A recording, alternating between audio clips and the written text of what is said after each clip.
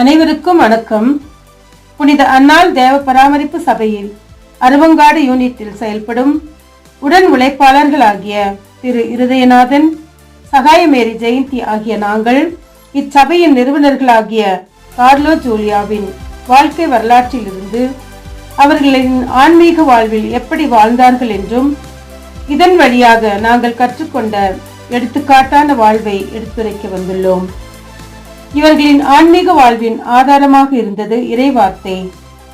இவர்கள் எழுதிய புத்தகங்கள் அனைத்தும் இறைவார்த்தை நிறைந்ததாக இருந்தது.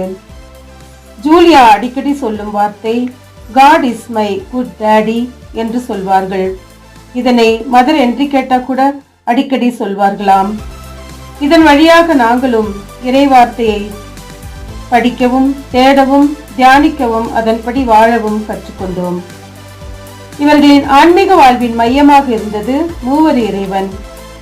இவர்கள் எந்த செயலை செய்தாலும் தந்தை, மகன், தூய ஆவியானவரை மையமாக வைத்துதான் செய்வார்கள். கார்லோ தன் மனைவிக்கு எழுதிய உயிலில் கூட மூவர் இறைவனை மையமாக வைத்துதான் எழுதினாராம். இதிலிருந்து கற்றுக்கொண்டது மூவரு கடவுளின் செயலையும் அவர்களின் இரக்கத்தையும் அறிந்து கொண்டோம். இவர்களின் ஆன்மீகத்திற்கு அடித்தளமாக இருந்தது கத்தோலிக்க விசுவாசம்.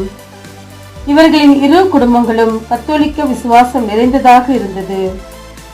ஜூலியாவின் அம்மாவிற்கு ஒரு ஆன்மீக குரு இருந்தாராம். அப்படி என்றால் எந்த அளவிற்கு அவர்கள் கத்தோலிக்க விசுவாசத்தில் திளைத்திருந்திருப்பார்கள். இதனால் நாங்களும் கத்தோலிக்க விசுவாசத்தில் வேர் ஊன்றி நிற்க எடுத்துக்காட்டான வாழ்வை வாழ கற்றுக்கொண்டோம். இவர்களின் ஆன்மீக வாழ்வின் வளர்ச்சிக்கு காரணம் இவர்களுடைய குடும்பமும் இவர்கள் வாழ்ந்த வாழ்க்கையும் தாம்பத்திய வாழ்வும் தான். ஏனென்றால் இவர்கள் வேறு வேறு நாட்டினர் என்றாலும் ஒருவரை ஒருவர் புரிந்து கொண்டு ஒளிவு மறைவில்லாமல் எல்லாவற்றையும் பகிர்ந்து கொண்டு வாழ்ந்தார்கள். ஒவ்வொரு நாளும் அந்த நாளின் நிகழ்வுகளை இரவு உறங்கச் செல்லும் முன் இருவரும் பகிர்ந்து கொள்வார்களாம். கார்லோ காலரா நோயினால் இருக்கும் பொழுதுதான் ஆன்மீக குருவிடம் ஒப்புரவு அருட்சாதனம் பெற வேண்டும் என்று சொன்ன பொழுது குருவானவர் மனைவியை வெளியே போக சொன்னாராம். ஆனால் கார்லோவோ மனைவி முன்னாலேயே ஒப்புரவு அருட்சாதனம் பெற்றுக்கொண்டார். இறுதியில் இருவரும் மாட்டு வண்டியில் போய்க் கொண்டிருக்கும் பொழுது தன் மனைவியின் மடியிலேயே உயிர் நீத்தாராம்.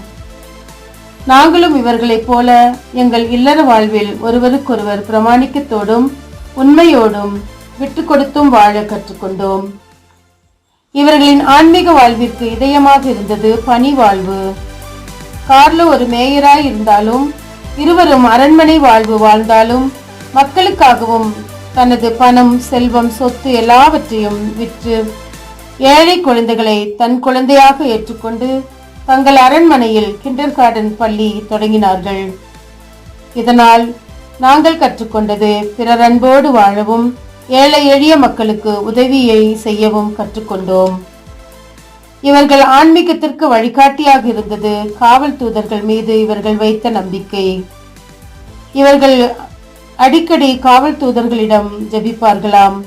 இதனால் நாங்களும் காவல் தூதர்கள் மீது நம்பிக்கையை வளர்த்து கொள்ள உதவியது. ஆன்மீகத்திற்கு மத்தியஸ்தராக இருந்தது வியாகுல மாதா மீது இருந்த பக்தியும் பற்றும் தான். ஒரு குழந்தையானது மாதா சுரூபத்தை பார்த்து என்னையும் தூக்கிக்கங்க அம்மா என்று சொன்னதை ஜூலியா அம்மா பார்த்தார்களாம். அவர்களும் அடிக்கடி என்னையும் தூக்கிக்கங்கம்மா என்று mama Mary take me in your arms என்று சொல்வார்களாம். இதனை தான் உருவாக்கிய கண்ணீர்களுக்கும் மனவலிமை ஜபமாக இதை சொல்லிக் கொடுத்தார்கள். இவர்களின் ஆன்மீக வாழ்வின் வெளிப்பாடாக இருந்தது இவர்கள் எழுதிய புத்தகங்கள்.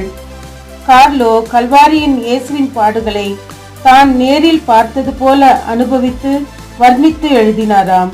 அவர் ஒரு மேயராக இருந்த போதும் வியாழக்கிழமை தோறும் இயேசுவின் பாடுகளை தியானித்து புனித பூமிக்கே போனது போல இமேஜிங் பண்ணிக்குவாராம்.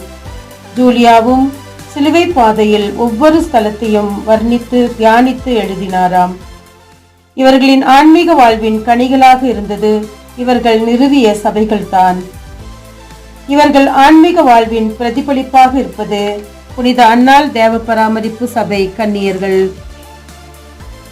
அன்னாள் தேவ பராமரிப்பு சபை கன்னியர்களுடன் லாசா என்ற உடன் உழைப்பாளர்களாகிய நாங்களும் தான்.